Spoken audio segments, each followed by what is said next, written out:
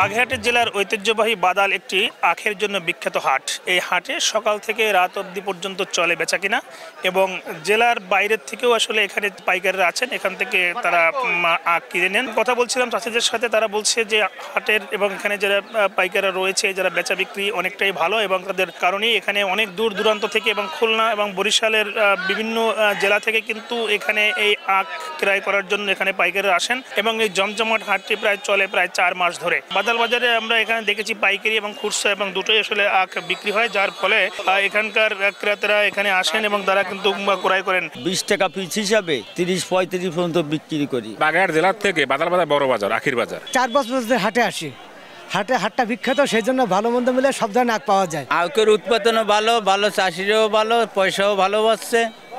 এবছর চাষিরা সবচেয়ে ভালো পাচ্ছে। যোগাযোগ ব্যবস্থা ভালো, মানুষের ব্যবহার ভালো।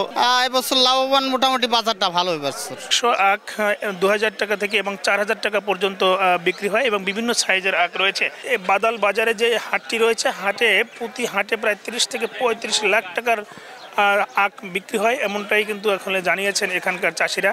এই ছিল আমার কাছে বাগেরহাটের কচুয়া বাদাল বাজারের আখের পাইকারি হাট থেকে সবশেষ। আলী আকবর টুটুল, সময় সংবাদ, বাগেরহাট।